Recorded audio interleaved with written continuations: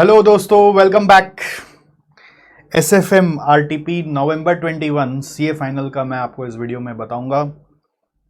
हालांकि बहुत ही आसान सा इस बार आरटीपी रखा गया है, फिर भी कुछ कुछ जगह एक एक दो दो लाइन का जो चेंजेस है वो मैं आपको दिखा दूंगा। मुझे नहीं लगा इस बार एसएफएम की आरटीपी में कुछ भी बहुत जोर डालने का चीज़ है। जस्ट पुराने क्वेश्चंस में ही एक दो लाइन का कहीं तड़का भड़का है, वो आपको समझ लेना है। That's it. ठीक है, तो मोस्ट ऑफ द क्वेश्चंस इधर आपको देखे देखे से लगेंगे, बट देखे देखे का ही धोखा होता है, क्योंकि बीच बीच में एक एक लाइन कहीं कहीं फेर देते हैं हम लोग। अगर आप उस पर अपनी प्रैक्टिस के वक्त ध्यान नहीं दियोगे तो मुश्किल हो जाएगा। एसएफएम प्रिपरेशन के लिए सीक्रेट होता है practice. Secret for SFM preparation is practice. जितना आप सम को घसीटते हो ना, उतना आप सीखते हो। ठीक है, ये मैं अपने एसएफएम के क्लास में हमेशा बोलते हूँ। जैसे एक लेवल ऑफ प्रैक्टिस होता है, जब आप क्लास करते हो ना, तो क्लास करते के साथ साथ, क्लास के साथ साथ मतलब बोलना ये चाह रहा हूँ कि क्लास जैसे ही आज सर ने जो पढ़ाया, जहाँ पे भी आप पढ़े, वो क्लास ख़त्म हुआ, उसके बाद उसी दिन बैठ के आज जितना समझ हुआ उसको एक बार अपने से अटेम्प्ट करना है। रफली सॉल्व करो, बट सॉल्व करो। सेकेंड प्रैक्टिस होता है एसएफएम का, जब आप सेल्फ स्टडी में बैठते हो। अब आप सेल्फ स्टडी में अगर एसएफएम में ये करोगे कि मैं क्वेश्चन पढ़ लूँ और आंसर देख लूँ, एसएफएम मैनेजेबल नहीं है। फिर आपको पता है जैन 21 में पेपर एसएफएम को लेकर बहुत हल्ला हुआ था, क्योंकि वो बहुत टफ आया था। हमारे कुछ स्टूडेंट्स हैं, जैसे एक नाम बताता हूँ, प्रियम झुंझुनवाला। तो मैंने उनसे पूछा कि आप जब एग्ज़ाम दिए आपको क्या अलग लगा, क्या नया लगा, क्योंकि बाज़ार में तो पेपर को वो लेकर बहुत हल्ला था कि भाई कैसे आपने मैनेज किया। बोला सर आपने जो बताया था ना, देखिए पढ़ाते तो सब एक समान ही होंगे, और भी सर अच्छे अच्छे भी पढ़ाते होंगे, वो हो सकता है, बट आपके साथ एक सेटअप हो गया, क्योंकि आपका जो टेक्निक्स है वो मेरे काम करता था। कि आप जब बोलते थे क्लास के साथ साथ प्रैक्टिस करो, तो मैं करता था। मेरा सारा सम्स क्लास के साथ साथ किया हुआ है। और फिर जब सेल्फ स्टडी करने बैठे ना, तो उस समय भी हम क्या करता था कि क्वेश्चन पढ़ के ना आंसर खुद से कैलकुलेट कर करके देखता था। तो उससे क्या हुआ कि डर निकल गया कि एसएफएम का सम्स का कोई टेक्निक का मेरे को नहीं आता, ऐसा डर खत्म हो गया। फिर जब एमटीपी आरटीपीज भी जब आया लेवल 3 में, ठीक है, एमटीपीज आरटीपीज जब आया ना, तो उस समय भी जो भी क्वेश्चंस आते थे, बहुत सारे लोग खाली नए नए क्वेश्चन करते थे, बहुत सारे लोग पुराने क्वेश्चंस को भी टैकल करते थे। तो उस समय भी मैंने सर क्या किया कि वो सम्स को कर करके देख लिया। एमटीपी आरटीपीज में वो सम्स को मैंने कर करके ट्राई किया। सो जब मैंने कर करके ट्राई किया, मेरा डर खत्म हो गया। अब एग्ज़ाम में मैंने बाहर निकलने के बाद समझा कि वो पेपर तो बहुत टफ आया था। बाकी लोग को बोलने से समझ में आया, बाकी मेरे को लग रहा था कि मेरे से हो रहा है, मैं आगे बढ़ रहा था, और उसका 70+ कुछ मार्क्स आया था। तो जैसे ये आरटीपी आया ना, तो आपको काफ़ी सारे सम्स देखे देखे से लगेंगे, ठीक है, बट देखे देखे से लगेंगे, आप बोलेंगे चल हो जाएगा। वही धोखा हो रहा है। आपको करना क्या चाहिए, रफली क्वेश्चन को पढ़ना चाहिए, कैलकुलेटर में करके देखना चाहिए कि आपका आंसर आ रहा है कि नहीं आ रहा है। ये सब एक बहाना है, मतलब वापस आरटीपी एक बार हम सॉल्व करके देखते हैं, कहाँ फंसेंगे, कहीं ना कहीं तो फंसेंगे। जो सम आता है उसमें भी फंसेंगे, कोई ना कोई एरर हो जाएगा, या कहीं ना कहीं भूल जाएंगे कुछ। तो उसको ओवरकम करने का तरीका है सिर्फ और सिर्फ प्रैक्टिस। वो जब तक करेंगे नहीं तो पता नहीं चलेगा। आप क्वेश्चन पढ़ेंगे और सॉल्यूशन देख लेंगे, अच्छा ये क्वेश्चन है सॉल्यूशन, तो आपको पता नहीं चलेगा कि आप कहाँ अटक सकते हैं, क्या चीज़ आपके माइंड में क्लियर नहीं है उतना। तो इसलिए आपको रिक्वेस्ट कर रहे हैं कि आप ये क्वेश्चंस भले ही सब सिमिलर सिमिलर से दिख रहे हैं, आपको अटेम्प्ट करने जरूरी हैं। तो बस शुरू हो जाइए। क्वेश्चन नंबर 1 सॉल्व करिए, रफली देखिए और आंसर से मिला के देखिए। ये अप्रोच होता है, और ये आप जाके लास्ट मोमेंट पे करें वो तो एक उपाय ही नहीं उस समय। और एक अगर आपका एग्ज़ाम दूर कहीं है, मई 22, नवंबर 22, मई 23, नवंबर 23, तो आपको अगर आपने सिलेबस ख़त्म कर लिया एक बार एसएफएम का, तो आधा घंटा, 1 घंटा, 2 घंटा जो भी है समय निकालना चाहिए, और इसको एक बार प्रैक्टिस करके अपना रिवीजन कर लेना चाहिए, डोंट डिले इट। आइए हम आगे बढ़ते हैं। तो मैं आपको आज कुछ क्वेश्चंस करके दिखाऊंगा। वो सब क्वेश्चंस इसलिए करूंगा कि उसका एग्जैक्ट मैच क्वेश्चंस हमारे मटेरियल में नहीं है, मतलब आईसीआई मटेरियल में नहीं है, आईसीआई के मटेरियल में वो नहीं है। ये सब क्वेश्चन वैसे पुराने सिलेबस में भी थोड़े थोड़े होते थे। मैं कुछ कुछ क्वेश्चंस पिकअप कर रहा हूँ, उसमें से जैसा पहला क्वेश्चन जो पिकअप कर रहा हूँ आपके साथ वो है क्वेश्चन नंबर 2। ये आपका बॉन्ड वैल्यूएशन का क्वेश्चन है कन्वर्टिबल बॉन्ड्स के ऊपर। इसमें जो छोटे छोटे क्वेश्चंस होते हैं ना, इसमें बहुत डाउट आ जाते हैं बहुत बार मन में कि इसका आंसर क्या होगा, इसका आंसर क्या होगा। अगर नहीं देखा हुआ है और नहीं समझा हुआ है तो होता नहीं है, इसमें मिस्टेक हो जाता है। तो इसमें क्या दिया हुआ है देखो, 8.5% fully convertible into equity share debenture है, फेस वैल्यू 1000 है, मार्केट प्राइस 900 है, कन्वर्जन रेशियो 30 है, स्ट्रेट वैल्यू डिवेंचर 700 है, market price of equity share 25 है, एक्सपेक्टेड डिविडेंड पर शेयर 1 है। Next, conversion value of debenture क्या होगा? कन्वर्जन वैल्यू मतलब आपका इस शेयर को कन्वर्ट कर देंगे 30 शेयर में, तो उसका वैल्यू क्या है आज का डेट पे? 25 रुपया पर शेयर इंटू 30 शेयर यानी कि 750 रुपये। फिर मार्केट कन्वर्जन प्राइस, अब ये सब क्या है, ये सब टर्मिनोलॉजी बहुत बार नहीं समझ में आता है। मार्केट कन्वर्जन प्राइस, अब प्राइस माने कौन सा प्राइस? ऐसे तो लिखता है कि मार्केट कन्वर्जन प्राइस मतलब मार्केट प्राइस ऑफ डिवेंचर मांग रहा होगा, बट प्राइस वो सॉल्यूशन देख के समझ में आता है कि प्राइस ऑफ शेयर मांग रहा है। तो ये सब मेरे को लगा थोड़ा सा ट्रिकी है, क्लिक नहीं करता है कि इसमें करना क्या है। मार्केट कन्वर्जन प्राइस तो ये बता रहा है कि 900 रुपये का मार्केट में आज वैल्यू है डिवेंचर का, उसके अगेंस्ट में 30 शेयर आप दे रहे हैं, तो एक तरह से आप 30 रुपया पर शेयर उनको मिलना चाहिए, एक तरह से ऐसा बोल सकते हैं। कन्वर्जन प्रीमियम पर शेयर, कन्वर्जन प्रीमियम पर शेयर अब किस पे प्रीमियम निकाले, दैट्स अ क्वेश्चन। तो कन्वर्जन प्रीमियम मतलब आज मेरा शेयर्स का वैल्यू, आज मेरा शेयर्स का वैल्यू क्या है? 700 है। What is the value? आज मेरा शेयर्स का वैल्यू 750 है। आज मेरे शेयर्स का वैल्यू कितना है? 750। और मेरा मार्केट प्राइस ऑफ डिवेंचर कितना है? 900। तो मैं 900 का चीज़ एक तरह से 750 में दे रहा हूँ। तो प्रीमियम क्या है? वो तो डिस्काउंट है, बट अपने ये नहीं बोलते कि डिस्काउंट दे रहे हैं। अपने इन्वेस्टर के एंगल से सोचेंगे तो 900 का 750 दे रहे हैं उसको, तो उसको नुकसान हो रहा है, बट हम लोगों को तो फ़ायदा हो रहा है कि 900 के बदले हम 750 में ही उनको सल्टा दिए। सो कन्वर्जन प्रीमियम पर शेयर क्या है? 900 रुपये का चीज़ हम 750 का वैल्यू लगा के दे रहे हैं, तो ये कन्वर्जन प्रीमियम हो गया। इसको आप डिवाइड बाई 30 करेंगे क्योंकि 30 शेयर्स दिया जा रहा है, तो दिस इज कमिंग ₹5 पर शेयर। ठीक है। फिर है ratio of conversion premium. Ratio of conversion premium क्या है? ये अगेन मुझे लगा नया चीज़ है, इसको समझना चाहिए। Ratio of conversion premium is conversion premium पर शेयर, जो ऊपर में आपने निकाला 5 रुपया, divided by market price of shares, कि 5 रुपया आपका प्रीमियम आपने बचाया एक तरह से अपने लिए, और अगेंस्ट 25 रुपया, तो ये आ रहा है 20%। ठीक है। Next, premium over straight value of debenture. Straight value of debenture आपको दिख रहा है 700, which is nothing but intrinsic value. तो अब किसको किससे कंपेयर करना है, that's the question. Premium over straight value of debenture में यहाँ पर अगेन मेरे को लगता है ये नया था, इसमें मार्केट प्राइस ऑफ डिवेंचर 900 को 700 से कंपेयर करा जा रहा है। तो 900 को 700 से कंपेयर करके प्रीमियम निकालना है परसेंट में, तो 900 माइनस 700 बाई आपको करना है 700। 900 minus 700 by 700 is equal to 200 by 700 करने से आ रहा है 28.57%। इसी को हम लोग एक और तरीके से रीड करते हैं, percentage of down side risk. क्या नाम से बुलाते हैं? Percentage of down side risk. कभी आपसे पूछ लिया जाए percentage of down side risk बताओ, तो यही वाला बोलोगे। ठीक है। Percentage of down side risk यदि आपसे पूछा जाए तो क्या बताओगे आंसर? यही वाला बताओगे, which is equal to 900 minus 700 by 700। ठीक है।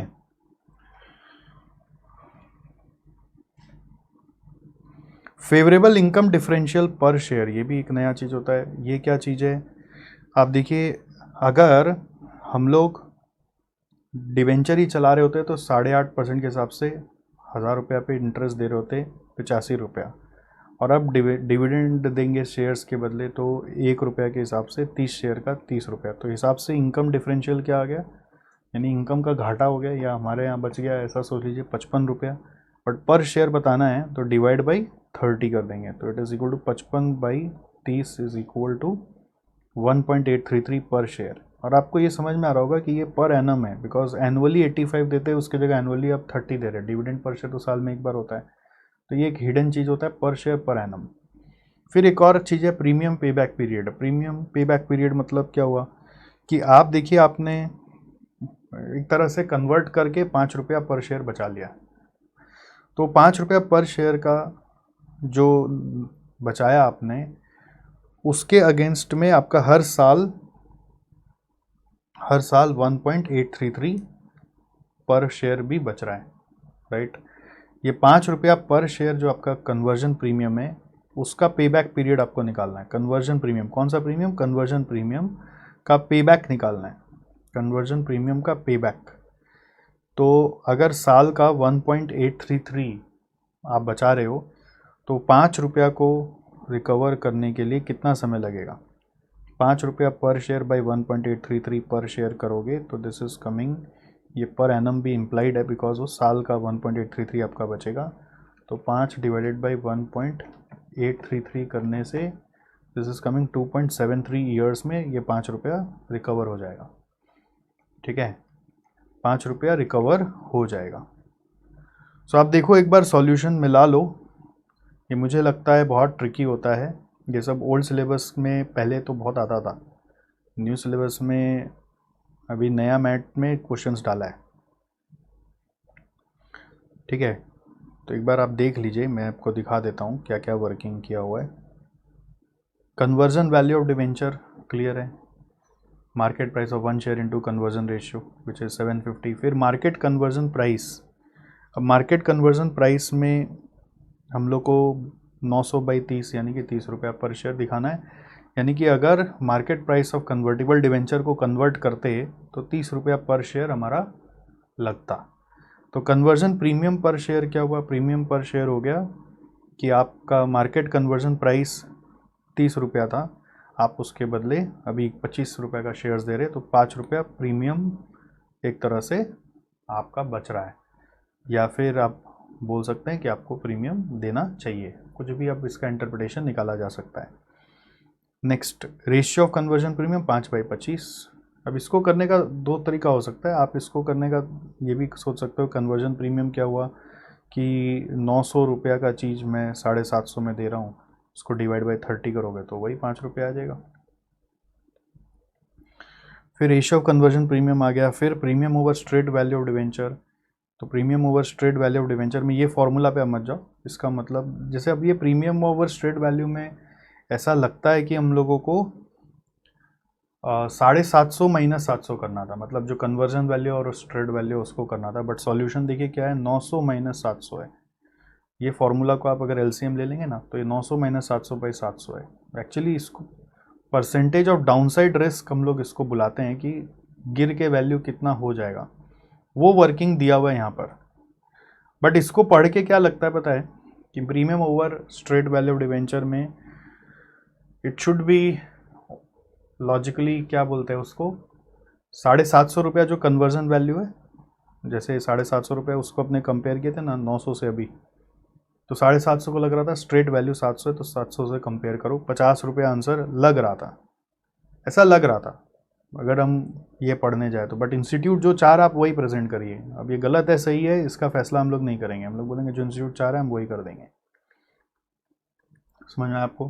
बट इसको हम लोग पुराने सिलेबस में जब क्वेश्चन देखते थे ना, इसका नाम था परसेंटेज ऑफ डाउनसाइड रिस्क। इसको लेकर आपके आईसीआई मैट में भी क्वेश्चन है, मैं आपको रेफरेंस में दे देता हूँ। आईसीआई मैट का लेटेस्ट मैट में क्वेश्चन नंबर 24 आप देखिएगा, उसमें यही वाला वर्किंग किया हुआ है, जिसको परसेंटेज ऑफ डाउनसाइड रिस्क नाम से इंडिकेट किया हुआ है। अभी लेटेस्ट मैट में सब डाला हुआ है ना, तो उससे भी आप चेक कर सकते हो कि वहाँ पे ये बात बोल रहा है। But premium over straight value का मुझे लगता है कि ऑल्टरनेट आंसर ये हो सकता है कि आप 750 में कन्वर्ट करें और 700 स्ट्रेट वैल्यू, तो 50 रुपया हो गया। तो बट 50 रुपया तो आंसर नहीं दिया हुआ है, आंसर तो ये दिया हुआ है, तो यही सही मानेंगे, जो बोला है उसी को मानिए, तो रॉन्ग कर देगा वो। फिर favourable income differential per share, देखिए कूपन इंटरेस्ट हम लोग का 85 लगता है और उसके जगह अभी हम 30 रुपया दे रहे हैं इनकम, तो पर शेयर में 1.833 हो रहा है। अब वो इम्प्लाइड है कि ये पर शेयर है और पर एनम है, साल का इतना रुपया हम लोग का बचेगा। अब प्रीमियम पेबैक पीरियड क्या होगा, हम लोग प्रीमियम 5 रुपया बियर कर रहे हैं, अब उसमें 1.833 हमारा फेवरेबल इनकम डिफरेंशियल है, तो 2.73 ईयर्स में हिसाब बराबर हो जाएगा। 5 रुपये के अगेंस्ट में 1.33 जो है 2.73 ईयर्स में हिसाब बराबर करेगा। ठीक है, तो दोस्तों मेरे नज़र में ये एक यूनिक चीज़ था, इसलिए मैंने इसके लिए डिस्कशन किया। मैं आपके साथ सिमिलर चीज़ों पे भी बात करने नहीं आया हूँ, मैं सिर्फ यूनिक चीज़ों पे बात करने आया हूँ जिसको लेकर कुछ समस्याएं हो सकती है, आप उसको इसलिए हैंडल करिए। ये मेरे हिसाब से इसमें छोटा छोटा जो क्वेश्चन होता है उसमें बहुत मिस्टेक होने का चांस होता है। ठीक है, चलो नेक्स्ट। ये सब क्वेश्चन सारे रिपीट क्वेश्चन है और आप इसको रिपीट बोल के इग्नोर कर देंगे तो फिर दिक्कत आ जाएगी। आपको सब बैठना होगा 2 घंटा पेपर के साथ और रगड़ के इसको सॉल्व कर देना होगा।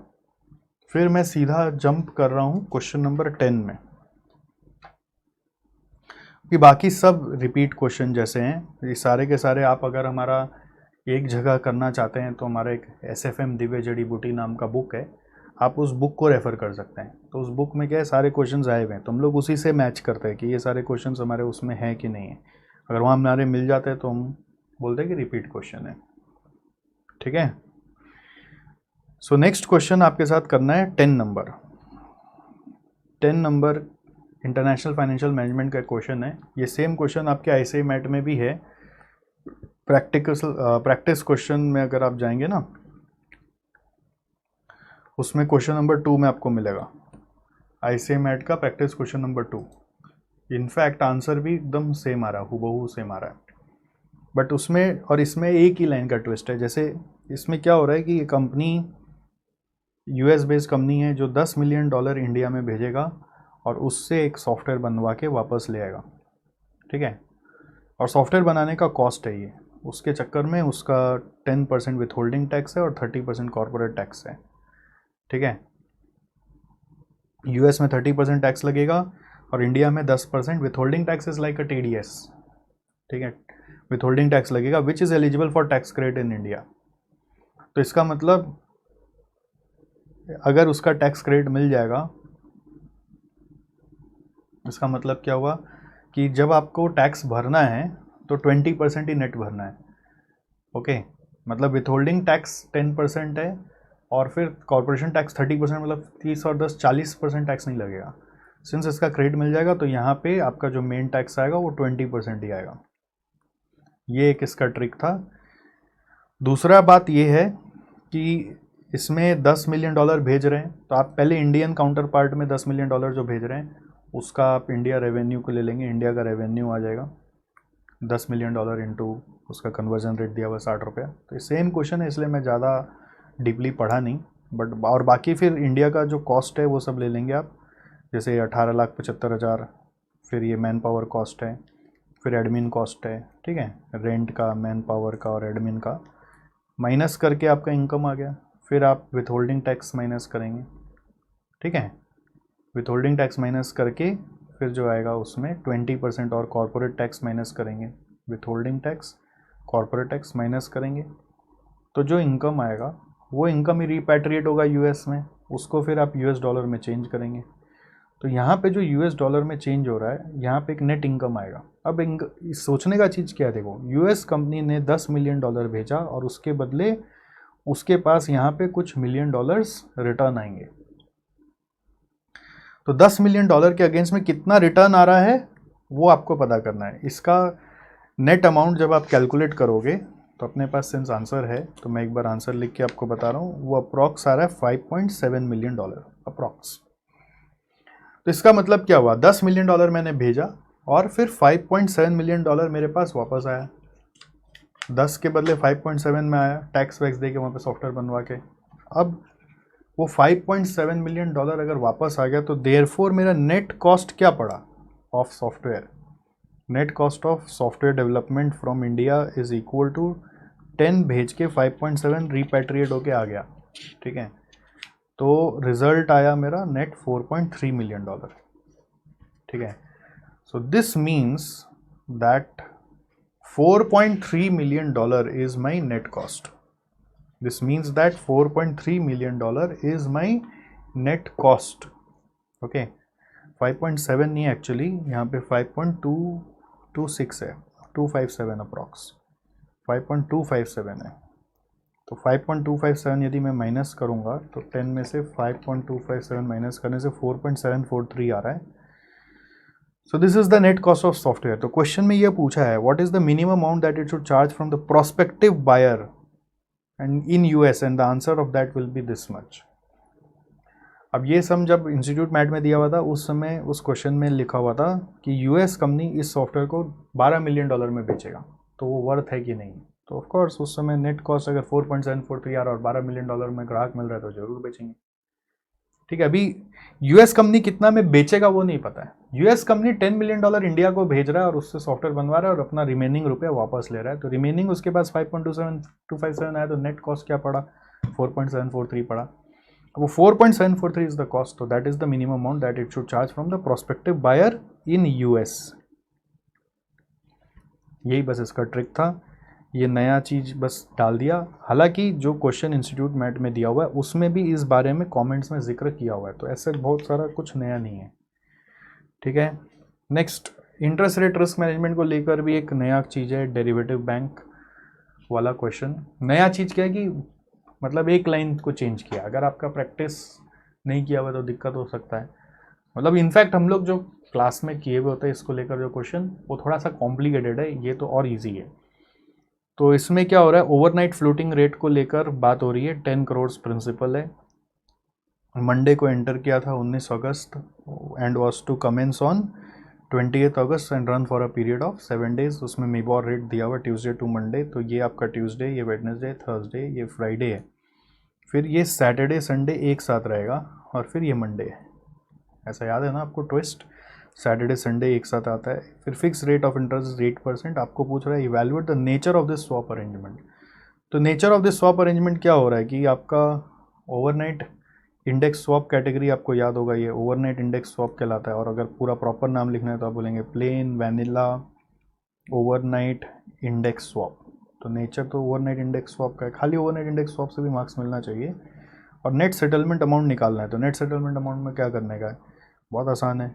तो इसमें पहले वेरिएबल रेट यानी फ्लोटिंग रेट से आप अपना अमाउंट निकाल लोगे। फ्लोटिंग रेट में अमाउंट कैसे निकलेगा, आपका डे वाइज चलेगा, Tuesday, Wednesday, Thursday, Friday, Saturday and Sunday और एक मंडे। सो ओपनिंग प्रिंसिपल आपको लेना है, उस पर इंटरेस्ट रेट लेना है, फिर आपको क्लोजिंग प्रिंसिपल बना लेना है उससे, ठीक है। इंटरेस्ट रेट ले लीजिए और इंटरेस्ट अमाउंट ले लीजिए। इंटरेस्ट अमाउंट एक दिन का होगा और फिर क्लोजिंग प्रिंसिपल बना लीजिए, ठीक है। सो ओपनिंग प्रिंसिपल जैसे 10 करोड़ का है, तो 10 करोड़ में 2 2 4 और 3 7 8 जीरो होगा टोटल। इंटरेस्ट रेट जैसे आपका ट्यूसडे का कितना दिया हुआ है, 8.15% दिया हुआ है, तो इंटरेस्ट रेट ये पर एनम है, तो 8.15% से आप एक दिन का निकाल लेंगे। तो 10 करोड़ का 2 4 6 8 इंटू 8.15% डिवाइडेड बाई 365 करेंगे, 22,329 आ रहा है। तो ये अमाउंट हो जाएगा 10 करोड़ का 22,329। ये क्लोजिंग प्रिंसिपल है, नेक्स्ट डे का ओपनिंग प्रिंसिपल है, और ये सिलसिला आपका हर रोज का चलता रहेगा। 8.15% के बाद यहाँ पे 7.98% है, तो इसके ऊपर इंटरेस्ट निकालना है। ऐसे चलता रहेगा, बस ध्यान रखना सैटरडे संडे में 2 दिन का ब्याज ले लेना, ठीक है। सैटरडे संडे में 2 दिन का ब्याज ले लेना और मंडे में फिर 1 दिन का लेना। ऐसे करके क्लोजिंग प्रिंसिपल का अमाउंट कहीं ना कहीं जाके क्लोज होगा। ये अमाउंट से उतना इंपॉर्टेंस नहीं, हम लोग के टोटल इंटरेस्ट में मतलब है। ये फिगर आपका अप्रॉक्स 154,206 आ रहा है, मेरे पास आंसर है तो मैं देख के बोल दिया। और फिक्स्ड रेट से स्वैप करोगे तो 8% डायरेक्ट रेट दिया हुआ है, तो 10 करोड़ का 8% के हिसाब से 7 दिन का ब्याज लगेगा। तो उससे एक अमाउंट आएगा, देखो 10 करोड़ का 2 4 6 7 इंटू 8% इंटू 7/365, ये करने से आ रहा है 153,425। सो देयरफॉर इन दोनों का डिफरेंस से आएगा 154,206। तो डिफरेंस आ रहा है सेटलमेंट के लिए 781 रुपीज़। तो हम लोग जब क्लास में सम करते थे ना, उसमें क्या था, बोलता था कि अगर सेटलमेंट अमाउंट इतना हुआ था तो फिक्स रेट क्या था, याद आ रहा है? ये तो और इजी कर दिया नेट सेटलमेंट निकालने के लिए, more easier than what we done. ठीक है, तो ये भी हो गया आपका। आप ये सब को हल्के में नहीं ले सकते कि ये दिया हुआ हो जाएगा हो जाएगा हो जाएगा, ऐसा नहीं करना। ये सब आपको करके देखना है। एक नया थ्योरेटिकल क्वेश्चन घुसा है, can a company with no commercial operation raise capital via an IPO। ये कॉन्सेप्ट इंटरेस्टिंग है, तो इसको समझ लीजिए, मैं समझा देता हूँ। यहाँ पर इंडिया में अभी ये चीज़ चालू नहीं हुआ है, ठीक है, बट उसके बारे में जिक्र कर रहा है। ये चीज़ बाहर में चलता है। क्या होता है कि एक स्पेशल टाइप ऑफ कंपनी बनती है जिसका नाम होता है special purpose acquisition companies. Special purpose acquisition companies India में नहीं है, आप ऐसे कॉन्सेप्ट एग्जिस्ट करता है, आप उसको समझिए। स्पेशल पर्पस एक्विजिशन कंपनी एक स्पेशल टाइप ऑफ कंपनी बनाई जाती है, ठीक है, अलग से इनकॉर्पोरेट किया जाता है, उस कंपनी का IPO निकाला जाता है, ये बोल के कि ये कंपनी भविष्य में जाके एक रनिंग कंपनी को एक्वायर करेगी और उसके साथ फिर मर्ज हो जाएगी। इसलिए पब्लिक को बोला जाता है कि इसको मैनेज करने वाले एक्सपर्ट्स होंगे, प्रोफेशनल्स होंगे, आप इसमें रुपया लगा सकते हैं और ये कंपनी हम लोग फिर एक अच्छी एक्वायरिंग कंपनी के साथ मर्ज करेंगे। आपके पास ऑप्शन है, बीच में आप कभी भी विड्रॉ कर सकते हैं, अपने शेयर्स को रिडीम कर सकते हैं। अगर हमारा एक्विजिशन सक्सेसफुल हो गया तो फिर आपको नई कंपनी का शेयर्स मिल जाएगा। तो ट्रस्ट के ऊपर है कि वो प्रोफेशनल्स पे आपको ट्रस्ट आता है कि नहीं, जो कंपनी को फ्लोट कर रहे हैं उनके ऊपर ट्रस्ट आता है कि नहीं, आप उसके अकॉर्डिंग डिसीजन ले सकते हैं। वो लोग सब एडवर्टीजमेंट करके, गुडविल बना के, अपने क्लोज ग्रुप्स को कॉन्टैक्ट कर करके वैसा कर पाते हैं। इस तरह की कंपनी का नया नाम है ब्लैंक चेक कंपनी। एक और नाम है ब्लैंक चेक कंपनी, कि आपने अपने ब्लैंक चेक उनको दे दिया, अब जाओ तुम जाके किसी भी बिजनेस में इन्वेस्ट कर लो, ठीक है। तो इंटरेस्टिंग कॉन्सेप्ट है, बट पॉइंट ये कि इंडिया में इसका कोई रेगुलेटरी फ्रेमवर्क अभी तक स्टैब्लिश नहीं हुआ है। करंट में जो मिनिस्ट्री ऑफ कॉर्पोरेट अफेयर्स है उसका जो रूल्स है, उसमें तो अगर एक कंपनी अगर इनकॉर्पोरेट होने के बाद 1 साल तक कोई भी बिजनेस नहीं चालू किया तो रजिस्ट्रार उसका नाम स्ट्राइक ऑफ भी कर सकता है। तो इंडिया के लॉ के हिसाब से तो इस तरह का कंपनी अभी एग्जिस्ट नहीं कर सकता है। However the proposals are being made and being considered. The international financial services centre authority जो है, ये वर्ल्ड लेवल पे फाइनेंशियल प्रोडक्ट्स वगैरह को मैनेज करता है। उन्होंने गुजरात में भी एक इंटरनेशनल फाइनेंस टेक सिटी बन रहा है, उसके लिए जहाँ पर सारा वर्ल्ड का जो फाइनेंशियल प्रोडक्ट्स है लाने का प्लान किया जा रहा है, उसके लिए वहाँ पर ये वाला पर्टिकुलर मॉडल कैसे आ सकता है। वहाँ के जो लॉ होंगे ना, वो इंडिया का नॉर्मल लॉ नहीं होगा, वहाँ पे सब नया लॉज बन रहा है उस पर्टिकुलर लैंड के लिए। तो उसके लिए प्रपोजल चल रहा है, प्रपोजल सबमिट हुआ है, इवैल्यूएट हुआ है, अभी तक कंक्लूड नहीं हुआ है। ओके, सो यही एक आपको रफली मैंने बता दिया। अब आप एक बार रीड कर लेंगे, आपको समझ में आ जाएगा। यहाँ पे डिसएडवांटेज भी है कि हो सकता है कि इससे रुपया उठाना थोड़ा कॉस्टली हो जाता है, बिकॉज एक्सपर्ट्स रखने पड़ते हैं, फिर वापस मर्जर होता है, तो ये थोड़ा सा मोर एक्सपेंसिव भी होता है for a company to raise money through SPAC than an IPO। Okay, फिर क्या होता है, इन्वेस्टर का रुपया भी SPAC में एक बार कुछ समय तक ब्लॉक रहता है, अप टू 2 years, एंड उस 2 साल में उसको उतना रिटर्न नहीं मिलता जो बाकी जगह मिल सकता है। तो ये इसका डिसएडवांटेज भी है। फिर डिसएडवांटेज ये भी है कि कॉम्प्लेक्स अकाउंटिंग होगा, जब कभी भी वो मर्ज हो जाएगा तो सारा अकाउंट्स उसका मर्ज करना पड़ेगा, तो ये भी एक डिसएडवांटेज है। ओके, एडवांटेज क्या है कि कभी कभी लगता है कि ट्रेडिशनल आईपीओ से रुपया उठाना इजी है as compared to traditional IPO since SPAC has already raised money through an IPO. जैसे एक कंपनी है, मान लीजिए एसजीसी लिमिटेड, उसको आईपीओ से रुपया उठाना है। अब वो आईपीओ से रुपया उठाएगा, वो ट्रेडिशनल आईपीओ में टाइम लगेगा। अब अगर ये एसजीसी लिमिटेड कोई एसपीएसी के साथ जाके मर्ज हो जाता है, तो एसपीएसी तो ऑलरेडी रुपया उठा के बैठा हुआ है, रुपया उठाना ही नहीं पड़ा, फट से खाली मर्जर का प्रोसेस एग्जीक्यूट करना है, काम हो गया। ठीक है, तो नया कॉन्सेप्ट है, अच्छा है, पढ़ के मज़ा आएगा। एक बार आप और अच्छे से रीड कर लेंगे, आपको पॉइंट्स और मिल जाएगा लिखने के लिए। ठीक है, current regulatory framework in India does not support SPAC transaction. Further, as per Companies Act, registrar is authorized to strike off the name of companies that do not commence within 1 year of operation. SPSE generally takes 2 to 3 years to identify a target and performing due diligence, and before it could get operationalized, its name can be stricken off. And hence, enabling provision related to SPSE need to be inserted in Companies Act in order to make it functional in India. All right, guys. तो मेरे तरफ से इस session में इतना ही था।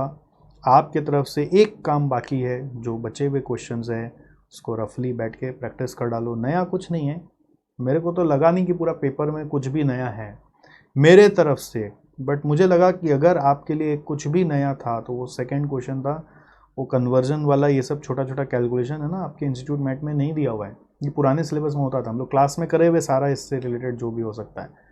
But अगर आप हमारे से क्लास नहीं किए हुए तो आप जहाँ पे भी क्लास किए होंगे मेरे हिसाब से वहाँ पे भी किया हुआ ही होगा। बस देख लेना कि ये सब नहीं था तो उतना प्रैक्टिस में नहीं ध्यान रहता है, बट आपको प्रैक्टिस कर लेना है। और इसका सॉल्यूशन यहाँ पे जैसे इंस्टीट्यूट किया वैसा ही करिए, आप ज़्यादा दिमाग नहीं लगाने जाइएगा। ओके, चलो, thank you, all the best. और अगर और प्रैक्टिस करना है एसएफएम का, तो मैंने क्या बताया, हमारा एक एसएफएम का भी दिव्य जड़ी बूटी बुक है, जैसे कि कॉस्टिंग का है, आप उसको एसजीसी वेबसाइट से ले सकते हैं, जिसमें सारा क्वेश्चन एक तरफ आ जाता है। तो एक पास से आ जाने से रिसोर्स कंप्लीट हो जाता है और आप फिर वहीं से प्रैक्टिस कर सकते हैं। ओके, चलो, बाय बाय, टेक केयर।